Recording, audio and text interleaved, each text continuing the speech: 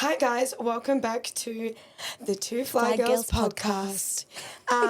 This is episode 3, so we're 3 in. Yeah. I feel like we're doing really well. Yeah, we are. Back to back, we've smashed them out. Yeah, so. and we've got a good contrast. We did an intro one. We had Jazzy Pa last week, and now we're back with just us two.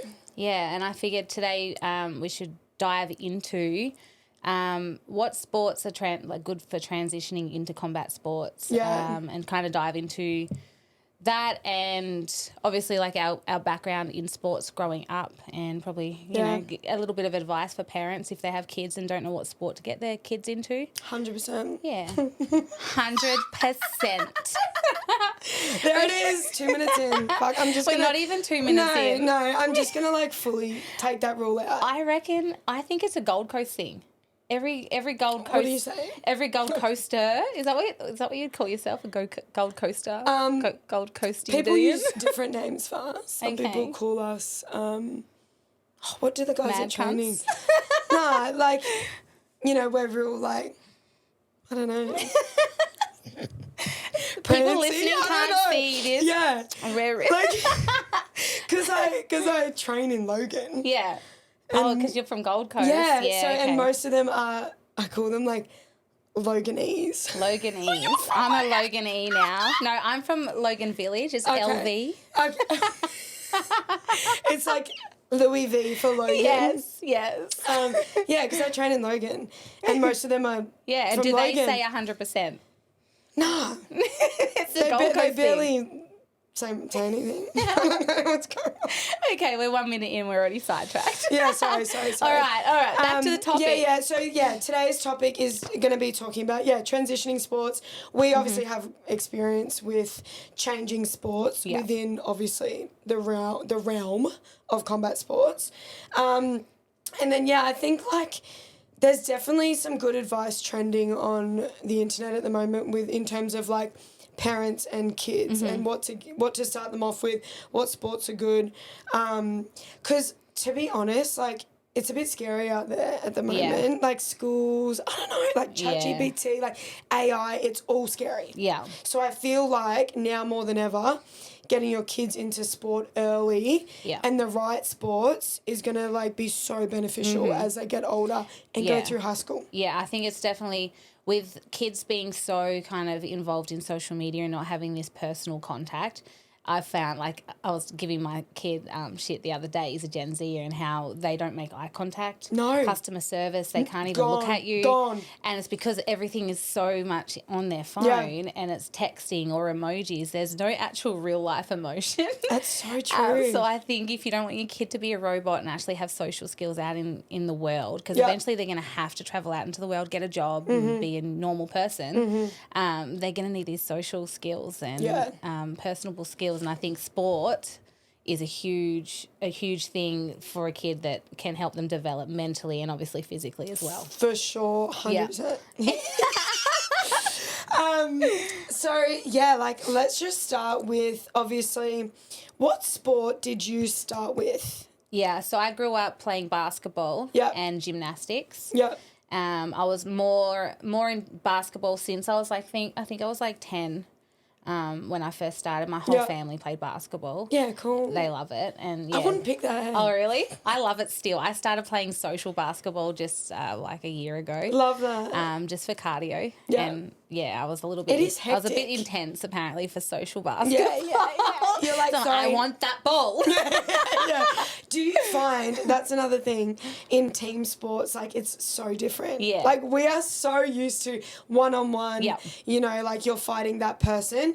I found when I was at school and doing like same netball, volleyball, whatever it was. Yeah. I'd get so easily frustrated. Yeah. It's like, why are we losing? Yeah, why aren't we trying? Yeah. Why are you? And I'm kind of still the same when I'm on the court side with Zake, who plays basketball, and I'm like, why would you just let him shoot that? Yeah. And he's like, oh, they asked us to let him dunk. Like this, like it was like a friendly game. I was like, I would not let someone dunk. Do not do that again. No dunking that is allowed. That is an ick. Don't do it again. Yeah. That's so true. Yeah. That's cool, basketball. So then what did you how long did you do basketball for? I did basketball, I think, up until 16. Yeah. Yeah. That's a long time. Yeah, for about 6 years. Yeah. And I did gymnastics also in between that. Yeah. And then I just, when I went on my little rebellious stage, I kind of dropped all sport. Yeah. And went, was Full rebel. for the streets instead. And not playing ball on the street. So Playing a different type of ball on the street. So I stopped about 16, and then I eventually got into cardio kickboxing, and that's how my journey started in MMA. Just kind of went from there. Yeah. But I think gymnastics really helped me. Helped me, and still there's so many aspects of gymnastics in MMA, in wrestling, much. just the God. wrestling warm-up, tumbling, Yes. knowing how to move your body, how to be explosive. Yep. So I think that gymnastics really helped me really transition into MMA, and I was like, oh, I've done this movement before, even though it wasn't in a fighting aspect. Yeah, so. I did gymnastics as well. Yeah. And I vouch for that. I think gymnastics would be on the top of my list for what to put your kids in. Yeah. I think body awareness, body movement, mobility, flexibility, strength. Gymnasts are so strong. Oh yeah, and it's so all strong. Body strength. It's not Body lifting weight. up weights. Yeah, it's all body weight. Yeah. And they have such good rigs. Don't they? they do. I watch the Olympics. Yeah. And I watch the gymnasts and I'm like, oh my God. But do you know how short the female gymnasts they're are? short. They're so little. And she's so short.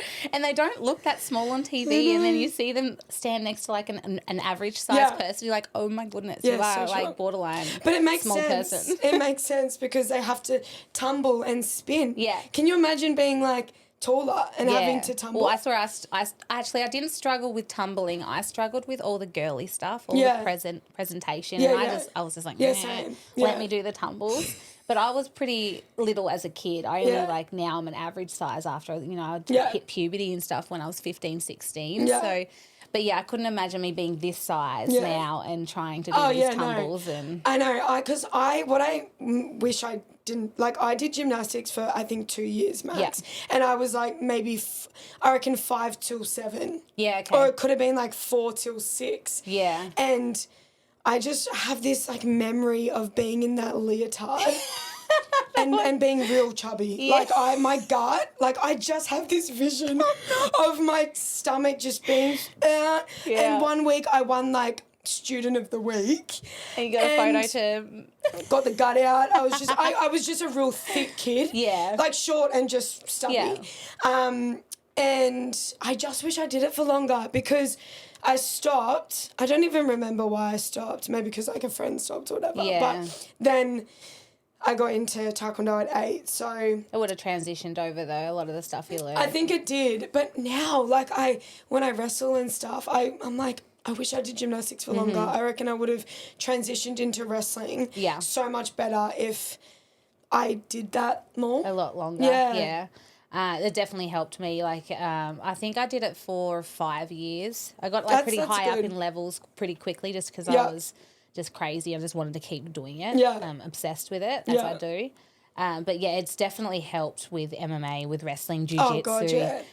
Even though I'm not super flexible, I can't do the splits or anything like that. Yeah. My joints are still really flexible in weird ways. Yeah. Also, and it helps. females, girls are actually naturally more flexible. Yeah.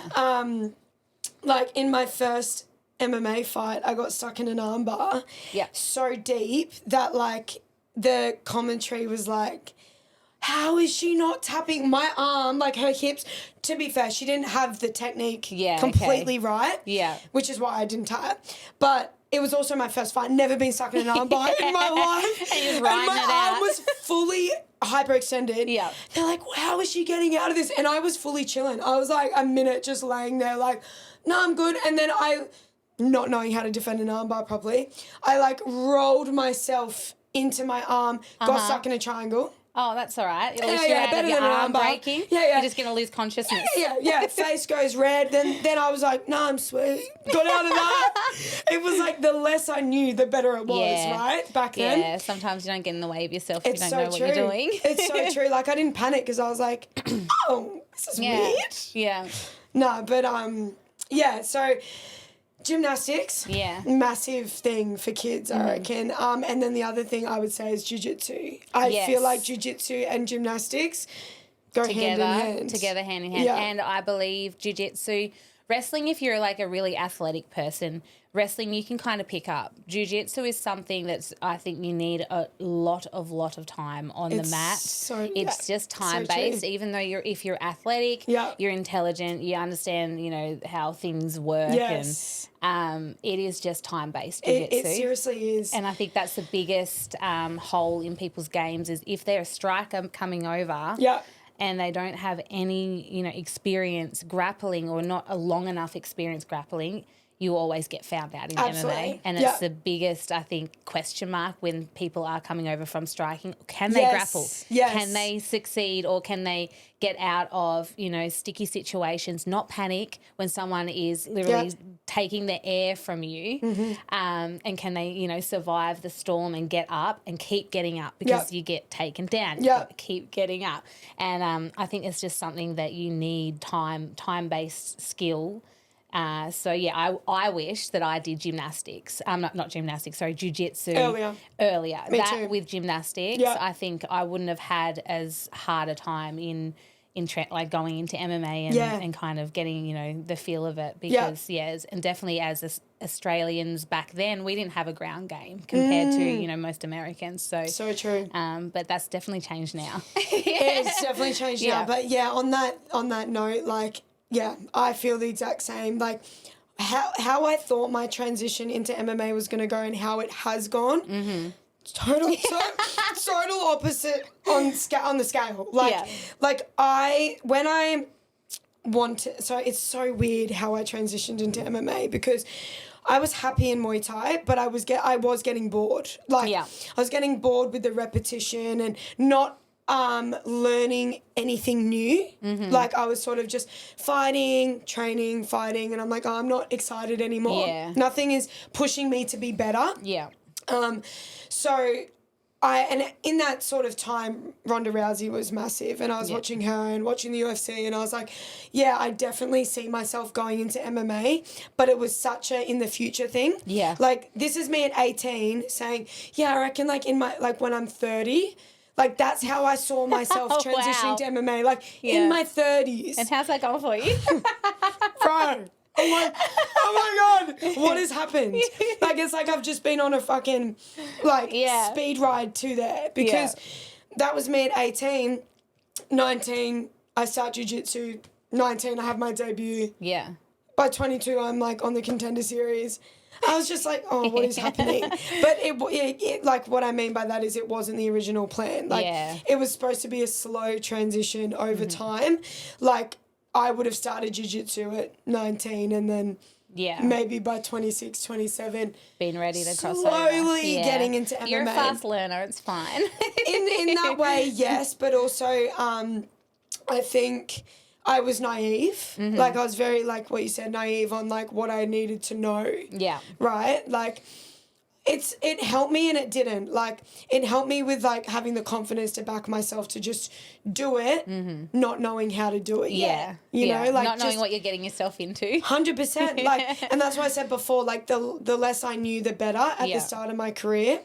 Got me out of sticky situations, got me like on a win streak. It was all great until I got taken down and then I was like, well, I can't get up. Like, how the fuck do I get up? And imagine if you just started jiu-jitsu when you first started kickboxing. My gosh.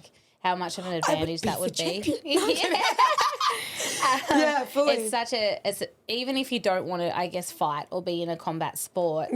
I think jiu-jitsu is really important for girls and boys. Absolutely. Even if it's just, you know, empowering, self-defense, especially for women, it's rape defense. Yes. And it's a real tight-knit community as well. Like if you find your right jiu-jitsu gym or even an MMA gym, it's a family. It's you absolutely. find your people, Yes. and it's your second home, and you want to go there every night. You want to go in there, and you're sweating, sometimes bleeding if you get elbowed in the face or something. But it is like a little community, and I think it's really important for kids to be involved in that For sure. social aspect of sports as well. And even if it's not a team sport, jiu-jitsu is not only gives you the social aspect, but it gives you, self-defense. And then if they want later on down the track to be able to go into combat sports, they have such an advantage. Oh, absolutely. And like what you said, the social aspect, but a very healthy one. Mm-hmm. The thing I love about jiu-jitsu and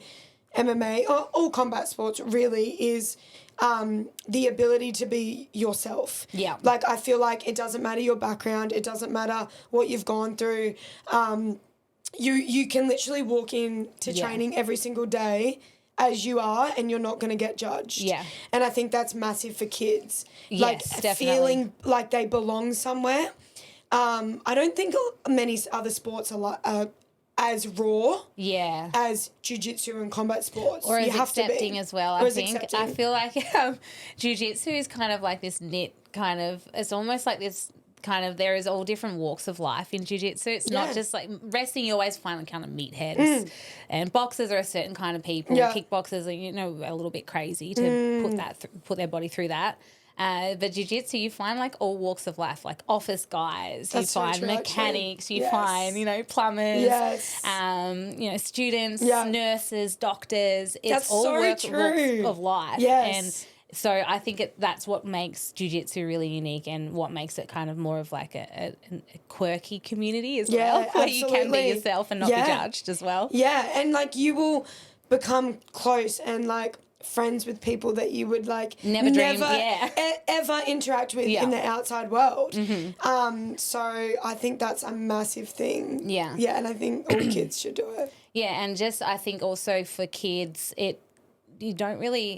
it's not awkward, I guess, for adults as you get older, because, it's just, we know it's jiu-jitsu, but for kids, getting to, like, learn body and touching and stuff. Like, I remember my kids, like, were rolling with their hands balled up because they didn't want to touch the other kid. And they eventually, like, get that it's jiu-jitsu, it's okay, you're using all your leverages, and it kind of takes the awkwardness out of it as well. 100%. So I think it's a really good sport, and I put my kids into gymnastics and jiu-jitsu. That was their first sports, and then they went into basketball, and now still in basketball. But look at like that, even like that hand-eye coordination and body awareness that they've built through doing jiu-jitsu and gymnastics. Now they're taking it into another sport. There's so many aspects of that transition so well into other sports. Well, you see other professional fighters like Vasily Lomachenko. He did ballet as a kid.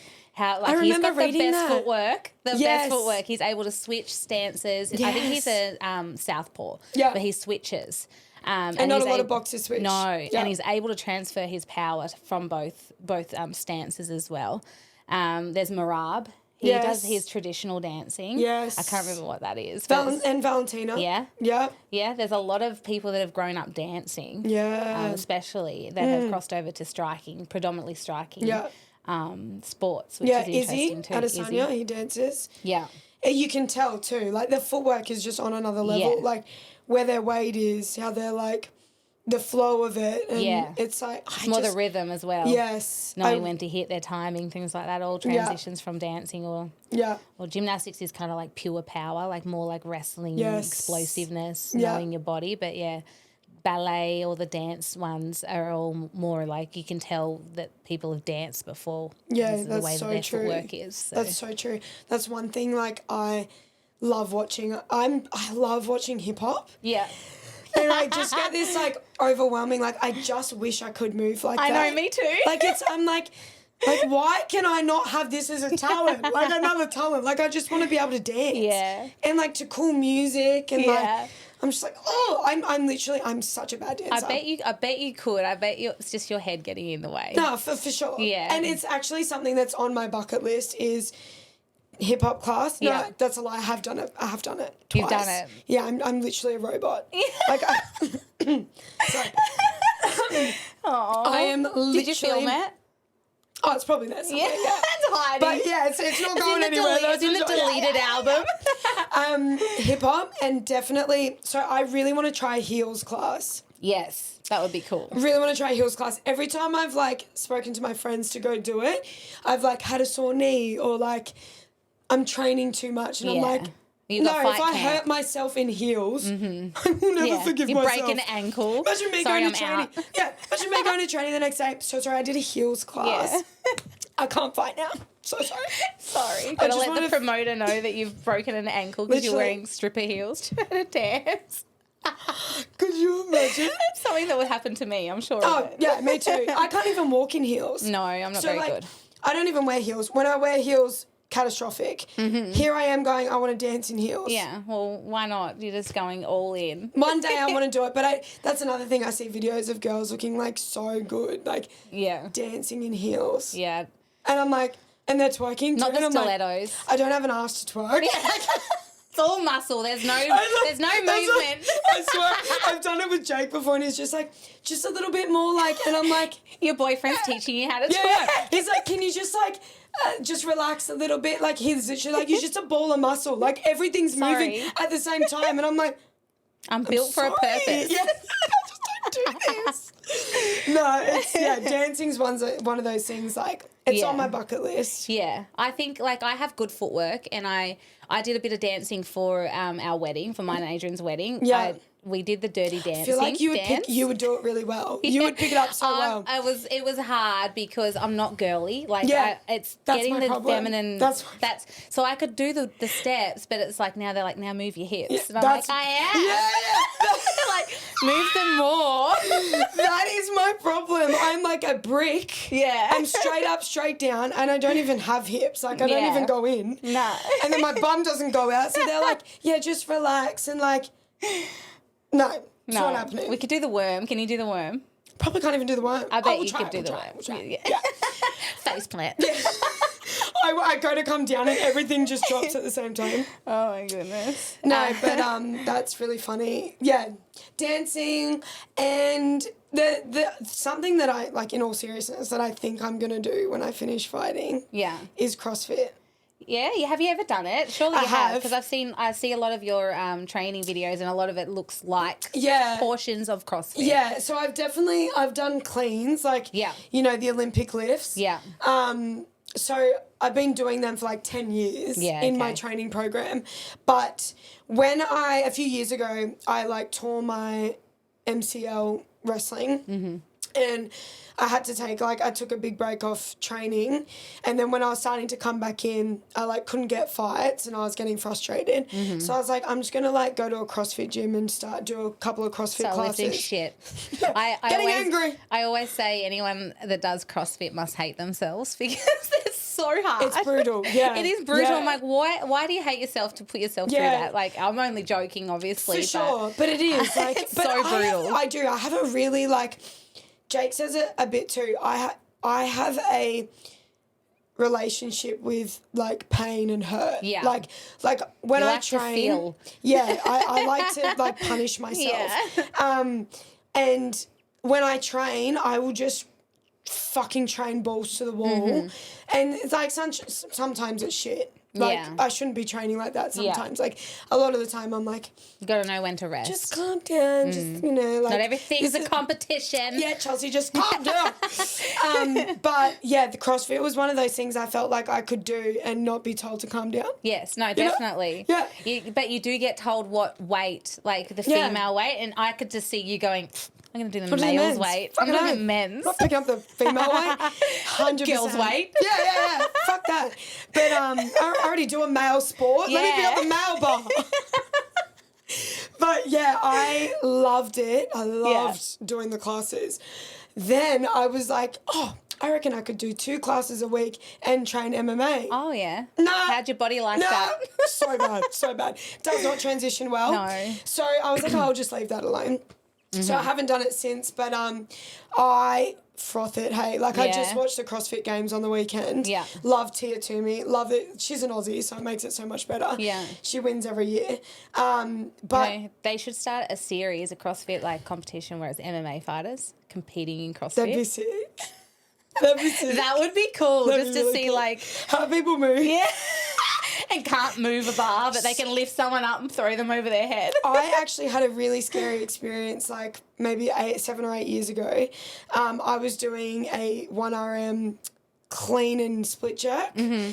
And I've done the clean. I've come out, I think it was like 77 kilos. Yeah. I could do way more now, but back then it was like my PB. That's pretty heavy still.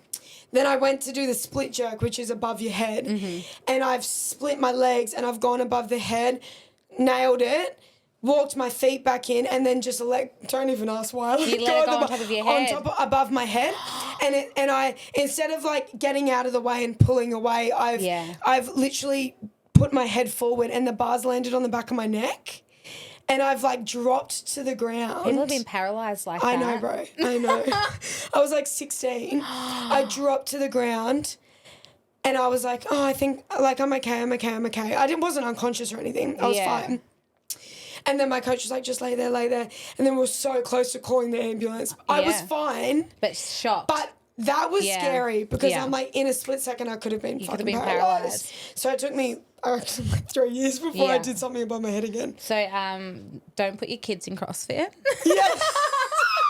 No, it's all good. They're not doing things like that. But that is the risk. So a lot of people always they talk about risk in, say, MMA or in boxing and this and that. There are a lot of injuries like that in weightlifting or 100%. just people in the gym, even just at like, Planet Fitness, not even CrossFitters, not even people that are in like competitive lifting and they're paralysed because they put too much on the squat rack or their spotter wasn't there to help them and they've crushed their spine. Yeah.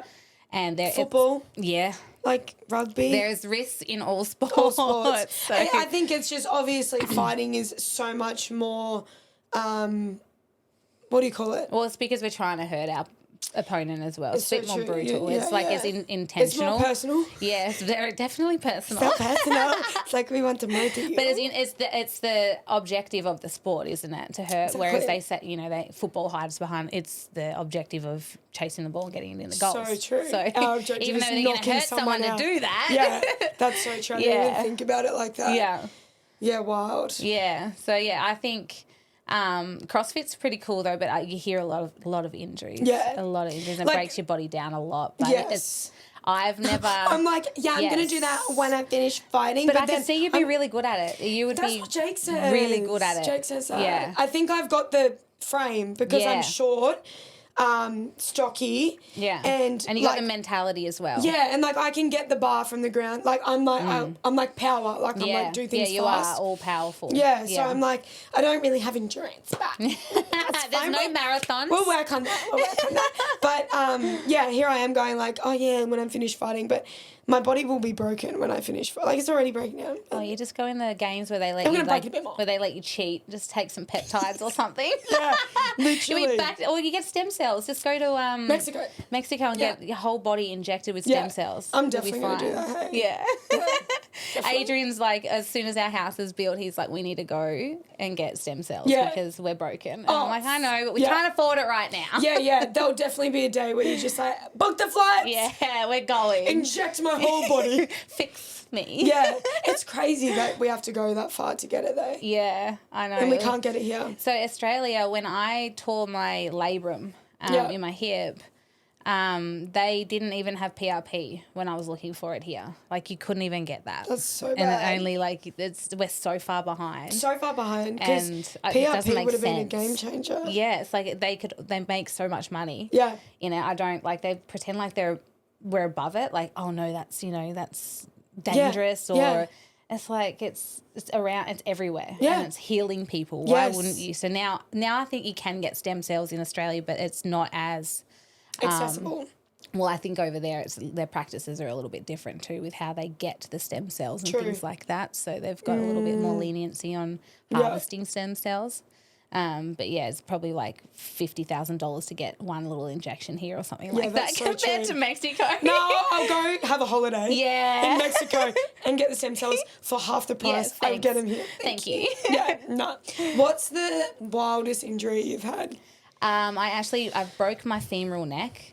Holy shit. Yeah. I had a stress fracture. I didn't know. So I actually thought it was my labrum playing up again. Yeah. And I was getting ready for my fight against Joanne Calderwood. It was UFC in Glasgow. Yeah. And I was starving myself trying to make weight because I was stuck at 115 and running heaps. And I gave myself like a stress fracture, which is more commonly known in like marathon runners.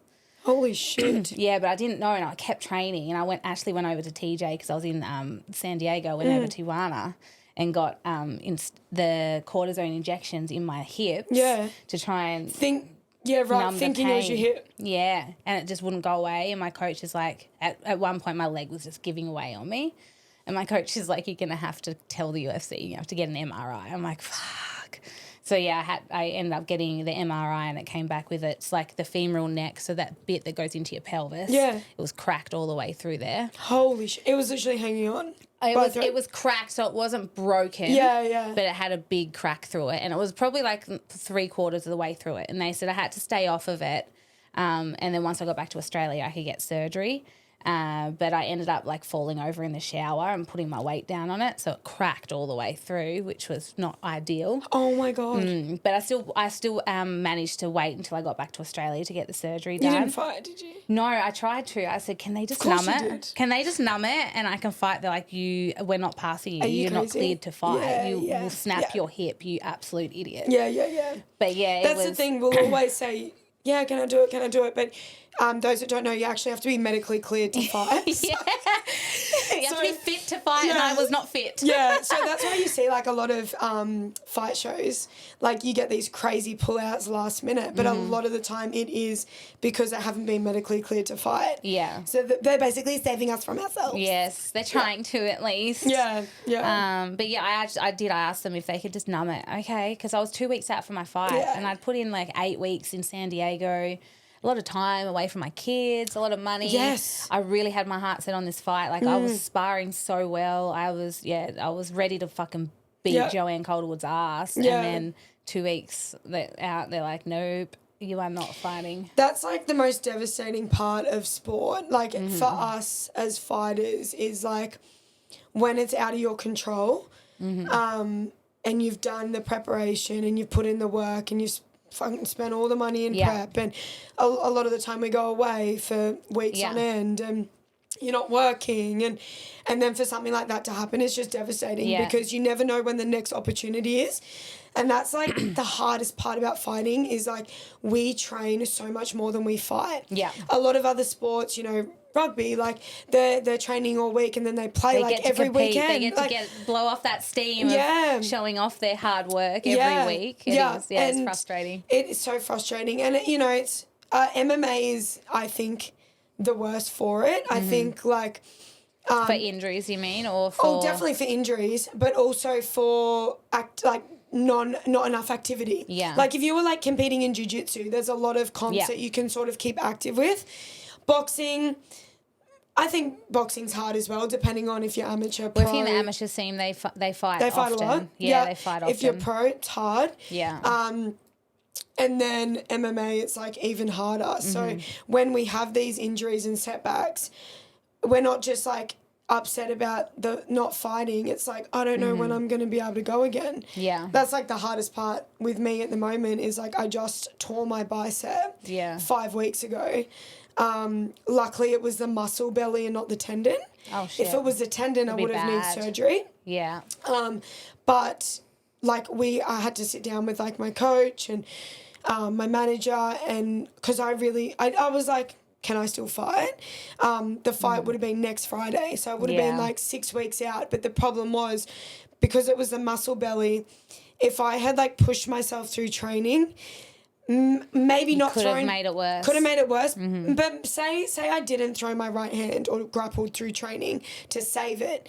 Then I go into like the 6th week of the injury and I fight and I throw the biggest right hand or I grapple.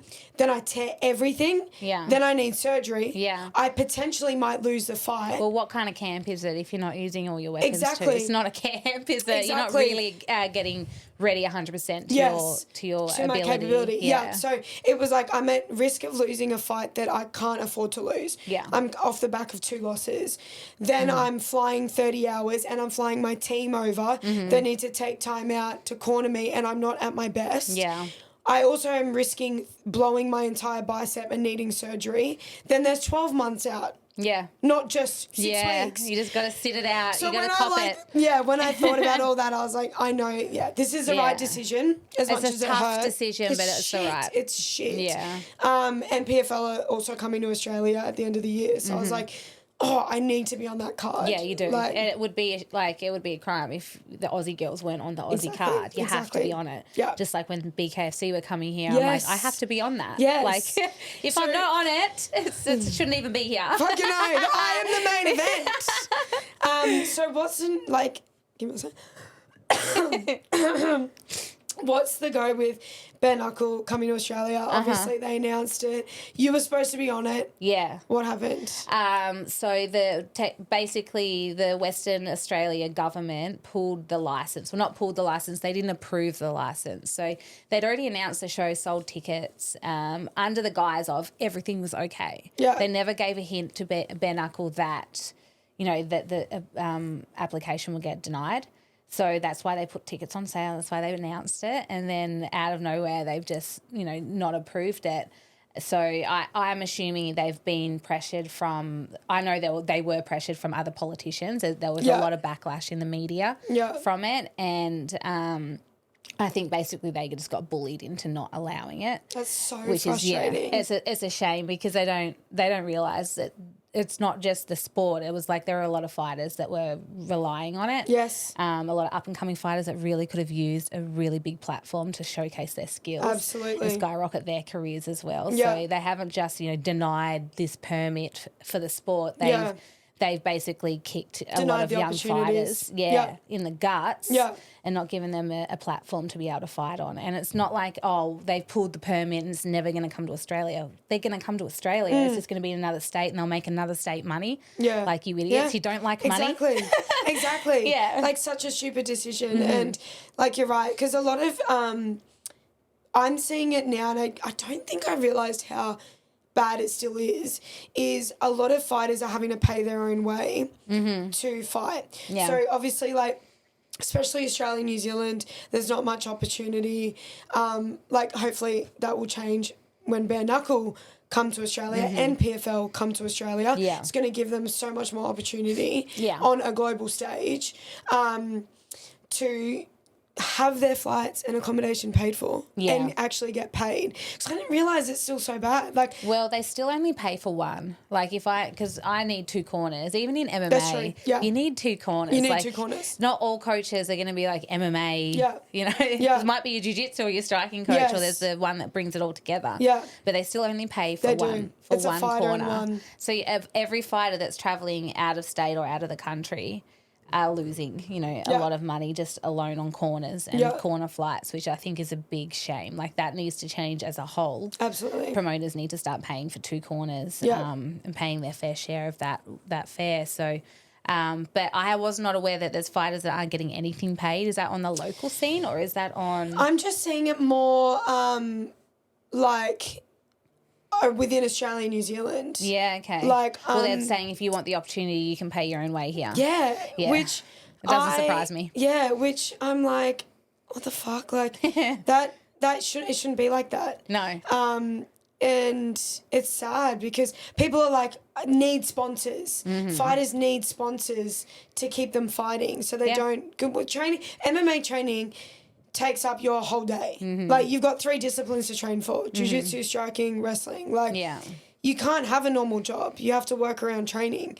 So it's just shit. Yeah, it's promoters taking advantage of fighters a lot, and you see it even on the local scene. Yeah, they don't want to spend the money, right? Yeah. They just want to put the money in their back pocket. Yes. And then say that they love the sport. Yeah. They're in it for the sport. No, you love it to take advantage of fighters so they're getting concussed and getting kicked in the head. So it's they can do. Promoters need to do better. Promoters need to do better. They do.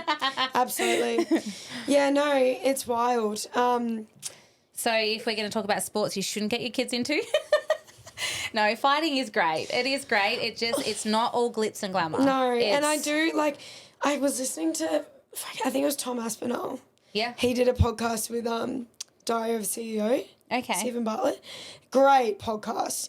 But he says it perfectly. He said, like, I think he said something like, I wouldn't recommend this life to, like, for kids to, like, aspire. Like, obviously they see the Conor McGregors and they see, like, all these people that have done amazing things in MMA. But like Tom said, it's like 1%. Yeah. It's like you got to be in it because you love it, not because you think you're going to be Conor McGregor or Ronda Rousey making bank and being on WWE. And I think people get, they come into the sport with false expectations and then they can't stay in it because they're like, this is taking too long and this is too hard and, oh my God, I got another injury and like I can't do this, I need a full-time job. And they can't stick it out for long enough to reap the rewards. And like that's something like I'm going through at the moment. Like, like I'm 6 years or let's say 5 years into MMA and like they have there's this chart that like starts at the top, like when you start the sport everything's shining and we call it lust, lust in a relationship, like lust in a sport. Everything's really cool and exciting and I'm learning so much and it's cool. And then like you go, the more you learn and like the more you go through, like slowly comes down. Slowly comes down. So then you're like just disciplined. You just keep showing up. And then you're like at the bottom of like plateau. You plateau and you all these like doubts and all the questions come in your head like, is this really for me? Like, can I keep... Are you going to stick it out here? Are you going to stick it out potentially skyrocket? To skyrocket and go back up. And like that's my psych coach is working through this with me at the moment. He's like, you're here. Yeah. Like a lot of people give up here. Yeah. A lot of people at the bottom, they're like, I can't keep going. And they don't realise that if they actually persist and don't give up, there is the climb. Sky's the limit. Sky's the limit. You just got to stick it out. It's not an easy sport to stick it out in, but it is worth it if it's what you love to do. Absolutely. And I know you wouldn't want to quit. No, you would not live with yourself. You can't. And I can say in like pure honesty, I have never quit on myself. There has been times where you question yourself but not quit. Always. Even recently, like I've had like such rough times in my own head of like just setbacks that have just like literally just fucking like a knife in the heart. Yeah. Like, but I can't quit because I just know inside me that it's going to be worth it. Yeah. Like I know I have to keep persisting and keep going. Yeah.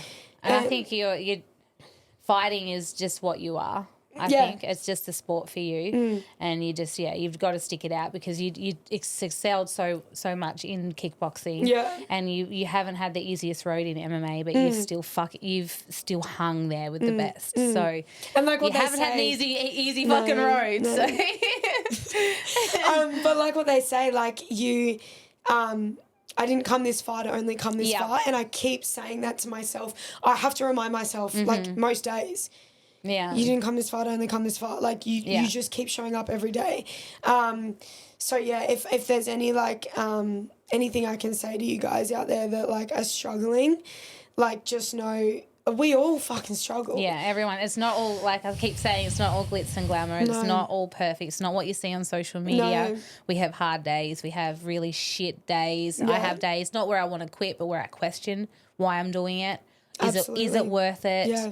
But that's when I've got to remind myself, you know, I've made it through so much, and this sport has gotten me through so much also. Yes. But I know who I am, and you know, you didn't come this far to only come this far. Yeah. Don't fucking quit. Don't give up. Keep going, and you'll find your path. Sometimes you're just on the wrong one, and it doesn't matter how long you're on it. Yeah. You'll find your path to the top. You just got to keep going. And it's like so crazy. Like I keep thinking to myself as well is, like, this is all I've ever done. Mm-hmm. Like, if I was to quit now... How do you transition out into the normal world? Well, yeah, that. And also, the last 15 years of my life. Yeah. Like, that's such a long time. Like, a lot of, like, learning and growth. And, like... How do you walk away from that? How do I walk away from that? You can't. And how do I not stick around to See where it gets you? See where it gets me. That's the biggest thing. Yeah. No, you can't. You can't walk away from it. Yeah. So, yeah. Any, hope we gave you some... There's a little inspiration for you guys. Yeah, yeah. So, yeah, what else has been going on with life? Chelsea. Oh, my God, you have fight news. Oh, okay. Can we drop it, please? I don't actually have, like, proper fight news. I have... Let me see. Let me get the text messages up. Oh, my God, stop. No, it's nothing big. I just don't want to misquote. I just don't want to misquote someone. I said, hey, me again, because I always annoy David Feldman. Yeah. Oh, is this the promoter? Bare knuckle, yeah. It's a promoter, and I always message him and annoy him. Sorry, David. Sorry, not sorry. I said, hey, me again, just checking in if I'll be booked to fight soon with a crying emoji face. And he said, yes, we have something in a few days. So I'm counting, David. It's been 2 days. Guys, that's exciting. Yeah. Yeah. So hopefully I have something for you all too. Yes, yeah. I feel like when you get those messages, it's such a, like, I know. Your whole body just, like, jitters. Yeah. Like, and I had everyone, when I posted up, I just posted up, a little birdie told me I might have news for you soon. And then everyone's like, where are you fighting? When is it? I'm like, I actually don't know. Yeah, I know. Sorry. Yeah. I was just really excited.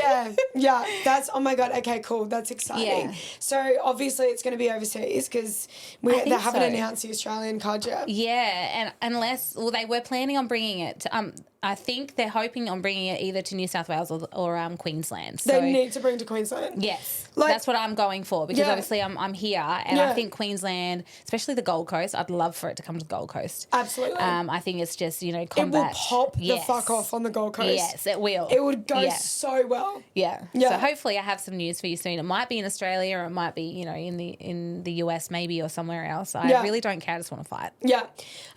Where has your favourite place to fight? Like, where has been your favourite place to fight? I think Dublin, Ireland. I really want to go there. It's so fun. I really want to go there. There was a Bellator. So when Bellator, I was on the Bellator one. One of them, not the PFL one. Bellator. Oh, that's a new promotion. Sorry, Bellator. We've just made our own promotion. Yes, no, not the PFL one, but on Bellator. Yeah, because last year they had a Bellator Dublin. Yep. And I remember seeing it on the schedule, like, after I fought Dakota and I was knocked out of the tournament. Mm-hmm. I was like, I want to get back in. But, like, that was more my fucking emotions. Just being like... You want to get back in there. Yeah. So I saw that they're in Dublin and I was, like, messaging Reese, my manager. I was like, please, I want to go so bad. It's so good. The crowd, the people there is just amazing. Like, obviously I'm from Australia. My opponent was from... I can't even remember where she was from. She wasn't from there. But they were just screaming for both of us. Like, they just wanted a fight. Love that. Love that. And the walkouts were really cool because all the local fighters, all the Ireland fighters were like local boys and just their walkouts, that everyone's singing, dancing, just the atmosphere alone. Like I fought here in Australia and we're pretty boisterous here. Like our crowds get pretty rowdy here. Nothing like that. That's it was amazing. So cool. It was Isn't it like the weirdest and coolest experience when people that you're not from there and they're like screaming your name? Mm-hmm. Like I had the same experience in Connecticut last year with my fight with Dakota. Obviously Dakota is a huge favourite and I think I just naturally was like, I'm a huge underdog. And you accepted no one would be cheering for you? no one would be cheering for me. I honestly thought like they would just boo me, to be honest. I'm just this random Aussie in fucking Connecticut. And I, no joke, as I walked to like start my walkout, holy shit, they were so loud. And they were all screaming my name. Yeah, and I just got like full body goosebumps. I was like, oh my God, they don't even know me. I don't even know them. Like, this what do you mean? This is insane. Yeah. And I think it was more like I was the underdog and they were like rooting for me. And maybe in Aussie, they love Aussies. They do, yeah. Americans love us. Yeah. They love us. And then they picked the wrong walkout song for me and that just shuttered my fucking mood. No. Yeah. What song? Both my last fights, I walked out to the wrong song. So my first fight last year, I was supposed to walk out to My House by Beyonce. Yeah. And they picked the song that I had for my first PFL fight the year before, the notorious fucking dun it, biggie, biggie, biggie. Oh, yeah. Can't you That's a good see? song, though. I like that song. Yeah, so I walked out to that for my PFL debut. Yeah. So they played that instead of what I'd asked for. That's weird. So it I mustn't went- have gotten given to the DJ or something. Yeah, something like that. So I went to walk and I was like, this isn't my song. And then Yeah. I was like, oh, it It's it enough actually to get catches you. you off. It is. Like, I was like, damn it. I had Like, a similar thing in Connecticut, actually, Yeah. for Bellator. Yeah. It wasn't walkout song. It was the fucking commissioner. That I don't even know what his name is. Was it too many swear words? No, it was my long sleeve top that Oh. I'd already had signed off on. So when you check in for fight week, they look at all your gear Yeah. to check your sponsors and all that. Yeah. And it was a long sleeve top. They'd already seen it. I'm not sure if he'd cited it though, or if his team had. So I'm literally about to walk in the cage, got vassed up, about to walk in, and he's screaming at me, "You can't wear that! You can't wear that!" And I'm like, You're like, well, "What?" too late, brother. And he's like trying to like basically call the fight off. And I'm like, I can just roll it up. Roll it up. Would you And want me to it's like, fight with my tits yeah, out? fuckhead. What do you want me to do? I'm here. Yeah, and that was enough That's to so get bad. me Oh, it does. out of That's bad. fight zone. 100%. And I'm just thinking about this fat fucking cunt. Sorry, excuse my Sorry, I language. just fucking coughed. This fat cunt yelling at me that I can't wear that. And I'm like, I'm about to fight someone and you're worried about my long sleeves. Really? I'm losing it. I'm losing it at fat cunt. I'm losing it. I want to know I'm sure if anyone that's listening that knows the Connecticut Commission, or it's actually just a Bellator guy. He travels. If it's the commission, he travels all around. I think it's the same guy that Probably. was there when I fought in Connecticut. Yeah. Because he was fat. Yeah, and he likes to talk about himself and how cool he is. Yeah. Yeah, that one. Yeah. Anyway, he ruined my fight for me. It's bad. And they ruined your fight for you for having the wrong song. Well, the second fight, the Dakota one, that was bad. Like, it was co-main event. Yeah. And I'm like, there's no reason why they shouldn't get your fight No, song. and I'm like waiting for, what's the song I wanted? I can't remember, but Moment for Life by Nicki Minaj Oh, yeah. played, which was one of my choices. Yeah, but it's not your song. I didn't want that one. Yeah. I had a song in my hand. This song wasn't on. Start twitching. I remember being like, stomping. Where's my song? no, I kind of did. I was like, this isn't my song. And he goes, and he's like talking to someone in the mic, and he's like, well, it's too late. You need to walk. And I was like, this is the second time it's happened. And then I just start walking. Do you want to know? I can one up you. Do you know what's worse than the wrong song? What? No song. Oh God. The fucking UFC in Adelaide, because they're timing like for their broadcasting that was running behind. So they're just like, quick, off you go. And they walked me through the crowd in the dark. No. And my opponent. So the broadcasting came back on like after the ad break, and me and Lisa, no, was it Lisa? Yeah, are already in the cage, ready to fight. So we didn't get a walkout at all. No that's so music, bad. no like cheering. People like watching me walk in the dark to the cage. Yeah, and I was like fucking fuming. No, that's so bad. Yeah, so that's worse than the wrong song. That's a massive thing for fighters. Absolutely. That gets you fucking pumped. Yeah.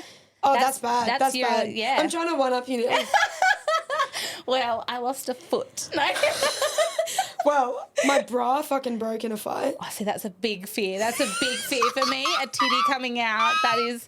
No, Oh. okay. This happened in a Muay Thai fight. So it's my fault because You had the wrong bra on. No, I was obsessed with this one bra to the point where I've worn it fucking 7 fights in a row. It was on its last little It was on its string. last string. Like, it was just like, but I was obsessed with it, right? So I just was like, yeah, I'm wearing this bra. It was so fucking cute. And I was fighting on Destiny, Destiny Muay Thai, Yeah. Claire Baxter. And she was a huge chick, like the biggest chick I've ever fought. Anyway, we start the fight. It was a 5-rounder too. I get to the 3rd round, sweet. 4th round. No, it was the 3rd round. It was the 3rd round. She must have thrown a knee or something, and the whole strap has snapped. My boob came out. So the strap, my boob came out. I felt it, and I was wearing boxing gloves. You still grabbed it though? Yeah, but I didn't have fingers because I was wearing boxing gloves. So I quickly scooped it up, and then I was holding it to finish the round. Yeah. Then I go back to my corner after round 3. And my dad tried to put my walkout top on, right? Because he's like, you got 2 more rounds. Just put your t-shirt back on. The fucking ref, someone was like, no, you can't put that on. I said, my bra's broken. You want my titty hanging out, flopping about, mate? Yeah. I need to wear a top so I don't have to hold it. Yeah. Wouldn't let me put the top on. So the next 2 rounds, I was holding my tit with my left hand and only had my right. And you still won? No, I lost. Oh, because you only had one hand. No, I tits. But like halfway through round 4, this is funny, was someone that was on a table just screams, just hit her with your tit. I would have lost it. And my dad being in my corner turns around and goes, say that one more fucking time, I'll meet you in the car park. You can't blame him. I mean, the fucking car Hit park. her with the tip. I didn't hear what he said, but I heard him yelling in the fight, and then I got told after what he said. Oh, your poor dad having to listen to just, that. You know, with I can just imagine him. Yeah, he was not happy. That's a big fear of mine. I just saw Never again. I'm going to mispronounce her name, Alicia Baumgartner, I think her name is. Oh, She's yeah. a boxer, and she had the bra she fought on. Yeah, kept unzipping. As soon as I seen her walk out, I'm like, no, that was a bad why would you wear a idea. That was zip? bad. I've had so many bras unzip and Yeah, come out. yeah. I'm like, why are you wearing that? So she's The whole mid-fight fight. trying to do it up. Yeah. Yeah. So I was like, I've had one where I've had a low cut bra on before, and people thought my boobs were going to come out, but I knew that was secure. It was tight. Just other people thought that was going to come out. I was like, nah, they're fine. Yeah. But, oh my God. That's my biggest fear, a nip coming out, just mid-fight, mid-nip. Yeah. So that's probably one of the worst experiences. Another one was like I had my period. Oh, no. And I got teeped and like I fucking I'm feeling the sensation. yeah, no, literally. Like I know this is TMI, but I got teeped and my tampon came straight out. No. Like not in the ring, in my but undies. in your pants, yeah. And I had one more round. It was for a fucking title. I had one more round, 5th round. Oh my God, why is this happening to me all the time? Time out, I need to go to the toilet. No, I didn't kick in the last round because I was like, if I bring a kick up, the tampon's just going to go flying in the air. Knock her out by a tampon.